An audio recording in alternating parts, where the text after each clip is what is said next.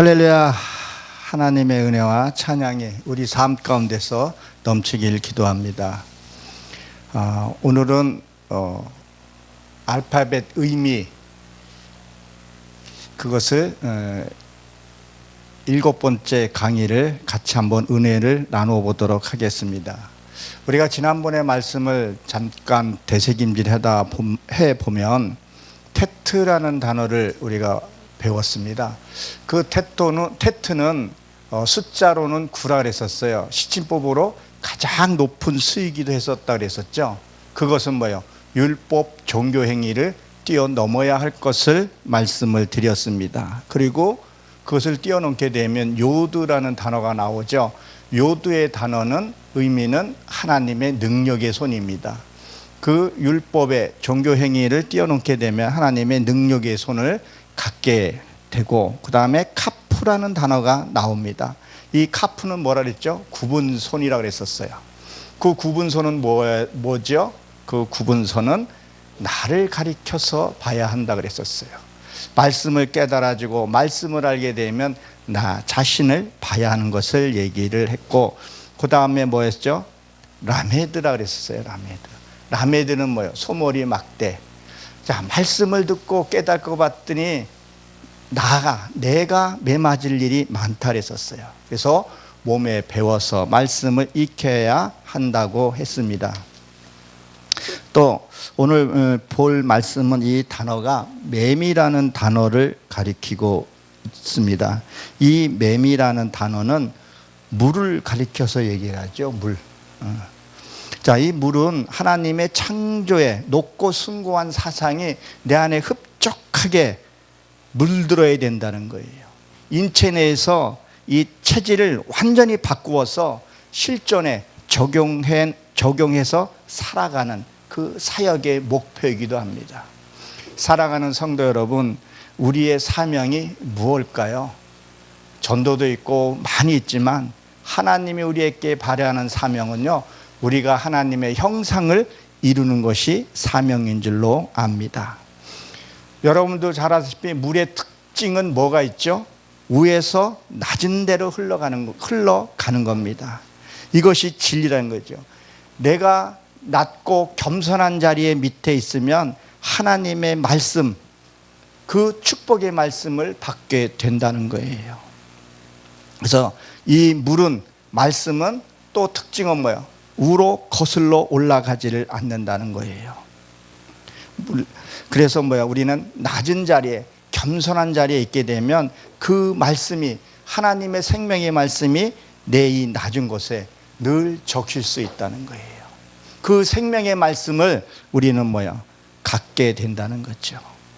사랑하는 성도 여러분, 그리고 시청자 여러분, 우리가 아무리 목이 마른다고 할지라도, 우리가 아무리 갈급함이 심한다 할지라도 바닷물을 먹을 수가 없습니다. 무슨 말이에요? 진리의 그 하나님의 말씀을 우리는 먹고 살아야 된다는 거예요. 왜 자꾸 그 바닷물을 마시려고 하는지, 왜 말씀이 아닌 그 진리 아니의 말씀을 먹냐는 거예요. 아무리 천지를 흔들고 별을 끌어다가 짐승을 살리고 무엇을 한다 해도 그 안에 뭐가 없으면요, 생명이 없으면 그것은 하나님의 말씀이 아니라는 거예요. 하나님의 말씀, 반드시 생명의 말씀을 먹어야 한다는 거예요. 왜 신천지 가서 목회자들도 거기 가냐는 거예요.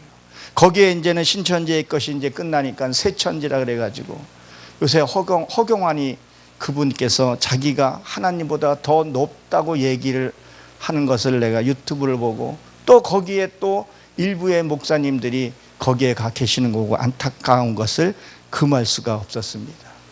정말 생명의 말씀, 진리의 이 말씀을 먹어야 된다는 거예요. 그리고 뭐예요? 예수님은 물 가운데 오셔서 말씀으로 세례를 주시고 그걸 체험해서 우리에게 주셨다는 거예요. 반드시 그 영적인 말, 하나님의 말씀을 먹어야 된다는 거예요. 그래서 그리스도 예수의 십자가에 그 사랑의 생수의 물, 값없이 주시는 그 물을 먹어야 된다는 거예요. 그래야 갈급함이 없다는 거예요. 그래서 그 하나님의 말씀, 진리의 말씀을 먹게 되면 뭐가 되는 거예요? 그 다음에는 산으로, 그 기도원으로 이런 데 말씀 찾아 헤매지 않게 된다는 거예요. 사랑하는 성도 여러분, 요한복음 4장에 보게 되면 예수님이 수가성에 내려오게 되죠. 거기서 누굴 만납니까? 마리아를 만나게 되죠. 거기에 뭐가 있었어요? 그 야곱의 웅물, 그게 부활 세바의 물이라 그랬었죠. 예수님이 주는 그 물을 먹어야 한다는 거예요. 그 마리아의 여인이 5 남편이 있다 그랬었죠. 그 5 남편은 뭐예요? 지금으로 보게 되면 어떤 목사일 수도 있고, 그런 사람의 말을 먹었는데 내가 이 교회 다니고 저 교회 다녀도 하나님의 말씀이 내가 갈급함을 채우지 못하겠다는 것을 고백하는 거예요. 그러면 지금 있는 네 남편이 누구의 남편이냐고 물었을 때 지금의 남편도 내 남편이 아니라고 얘기를 했었죠. 그러니까 예수님이 뭐라 그랬었어요? 옳도다, 네 말이 옳도다. 그러면서 뭐라 그랬었어요? 내가 주는 물은 영원히 목마르지 않다 그랬었어요. 그래서 그 물을 마시고 그 여인은 어땠어요? 물동이를 버렸다 그랬었어요. 그 율법의 말씀을 버렸다는 얘기를 하는 것을 우리는 말씀을 통해서 알게 됩니다. 그래서 이 히브리어를 단어를 보게 되면 이 진리를 배워서 정신세계를 깨우쳐서 삶을 옳게 살아야 한다는 거예요. 다니엘서 9장 7절에 보게 되면 그 공의는 하나님께로 돌아갔다 이런 말이 나와요. 여러분들이 잘 알다시피 다니엘서 1장서부터 6장까지는 이 바깥에 표면적인 다니엘이 사역을 합니다. 놀라운 역사들이 일어나죠. 사자굴에도 들어가고 꿈도 해석해주고, 그 다음에 7장서부터 들어가게 되면 다니엘이 내면의 자기 세계를 보게 됩니다. 그 보는 중에서 뭐라 그래요? 공의는 주께로 돌아갔다. 그래서 공의가 주께서 돌아갔다는 얘기는 뭐예요? 그러면 뭐가 남아요? 내한테 악밖에 남지 않게 된다는 거예요. 하나님의 진리의 말씀이 내 안에 있어야 된다는 거예요. 이 영이 자유를 얻지 못하면, 이 생명의 말씀, 이 진리의 말씀이 내 안에 있지 않게 되면 내가 무엇을 가져도 기쁨이 없고 내가 무엇을 하더라도 즐거움이 없다는 것을 얘기를 합니다. 반면에 뭐예요? 자유를 얻는다 할지라도, 내가 진리를 또 갖고 있는다 할지라도 그것이 체험되지고 경험되지 않게 되면, 무슨 일들을 만나게 되면 우리는 뭘 하게 돼요? 방종의 삶으로 다시 가게 된다는 거예요. 반드시 말씀이 들어와서 내 안에 체험돼서 경험이 되어야 된다는 거예요. 그래서 물고기, 이 생명 자체, 이 신구약의 말씀, 이 마임인데 이 물의 이 진리를 내 안에서 바로 세워져서 이 생명의 말씀이 흘러가야 하는 것을 말씀하고 있습니다. 여러분들도 잘 알고 있겠지만 우리의 인체도 뭐예요? 물이 몇 프로가 있어야 돼요? 7, 80%가 물로 되어 있다 그래요. 거의 아기의 때는 얼마요? 거의 90%가 물이라고 얘기를 합니다. 이 지구도 뭐예요? 5대양 6대주로 해서 물로 거의 형성이 되어 있는 것을 보게 됩니다. 그래서 이 물, 처음에는 어때요? 이 계곡에서 물이 흘러내려오기 시작을 해야죠. 계곡에는 작은 송사리들만 살게 돼요. 그리고 물이 모여서 강으로 흘러가게 됩니다. 강에 흘러가게 돼서 그 강에 물이 흘러서 바다로 흘러가게 되죠. 그래서 바다에는 많은 고기들이 산다는 것을 우리는 알 수 있습니다. 그리고 여러분 알고 계십니까? 물이 작으면 소리가 많이 나요. 근데 물이 많으면요, 소리가 없어요. 조용합니다. 정말 말씀의 진리의 말씀을 갖고 있고 정말 말씀이 체험되고 경험되어 있는 사람은요, 잠잠하게 그 사역들을 감당하게 된다는 것을 우리는 알게 됩니다. 시편 69편 1절에 보게 되면 다윗이 뭐라고 고백을 해요? 나를 구원하소서, 물들이 내 영혼 속에 흘러 들어오노이다. 그렇게 말을 하고 있죠. 여러분, 이 맴이라는 단어가 보게 되면 이 처음에 이 맴이라는 이 히브리어 단어에 보게 되면 이 앞에 붙었을 때하고 이 단어 끝에 왔을 때 붙을 때 이 단어가 다릅니다. 그래서 이 맴이라는 단어를 이렇게 보게 되면 이 앞에 있을 때에는 히브리어는 오른쪽에서 왼쪽으로 읽는다 그랬었죠. 그래서 뭐야? 처음에 우리가 말씀을 받을 때는 이게 말씀이 빠져나갑니다. 말씀을 듣고 잊어버리고 행하지 못하는 이유가 뭐예요? 자꾸 말씀을 듣고 잊어먹기 때문에 그렇다는 거예요.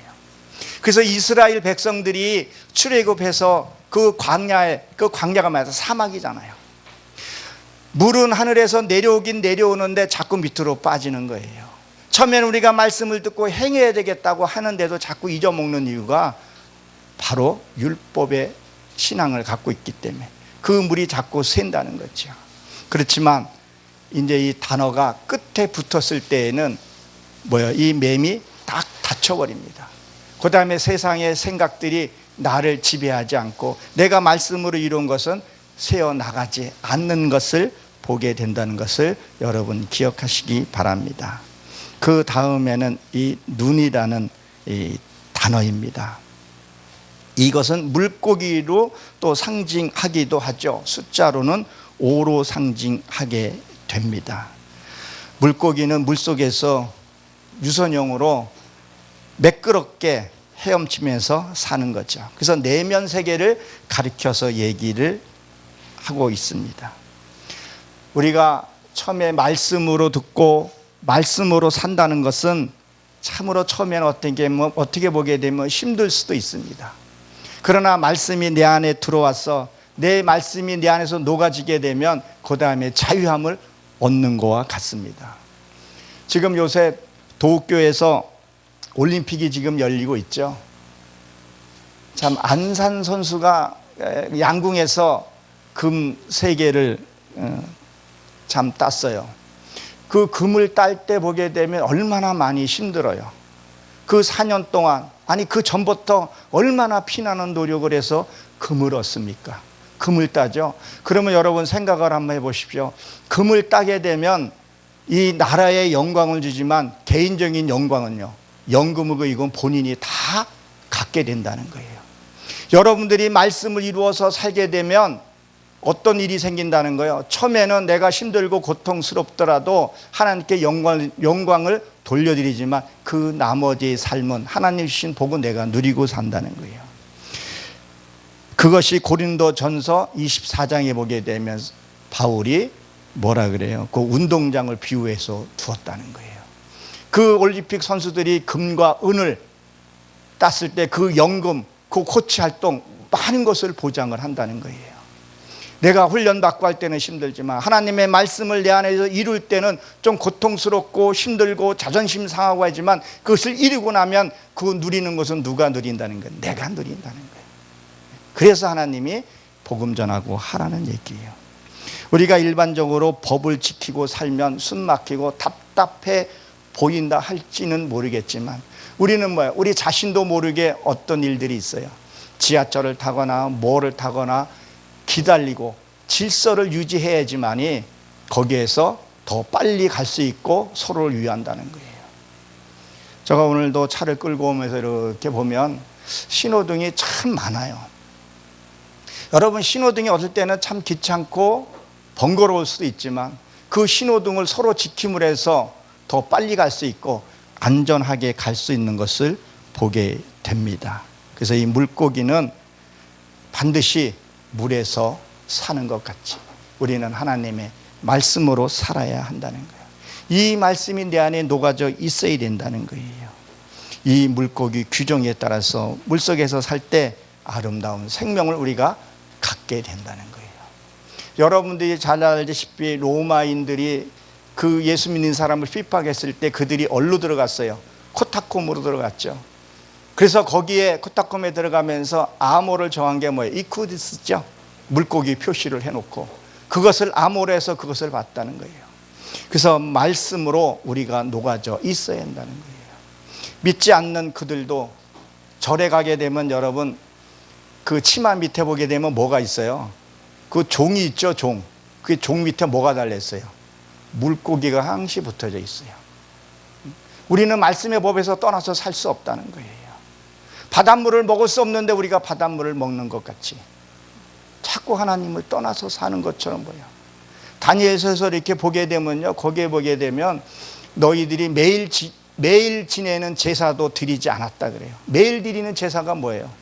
우리가 어떤 사건을 만났을 때에 내 악을 처리하고 내가 어떤 일을 만났을 때 나를 죽이는 거예요. 제사는 무엇을 상징한다 그랬었어요? 제사는 하나님 앞에 예물이라는 거죠. 그런 것들을 드리지 않았을 때에 오히려 잘 되더라, 그런 말이 있어요. 우리가 당장 하나님에 떠나서는 잘 부귀 영화를 누리는 것 같지만 결국에는 황폐해지는 것을 보게 된다는 거예요. 사랑하는 성도 여러분, 우리는 뭐예요? 하나님의 말씀 안에서 늘 살아가야 된다는 것을 기억하시기 바랍니다.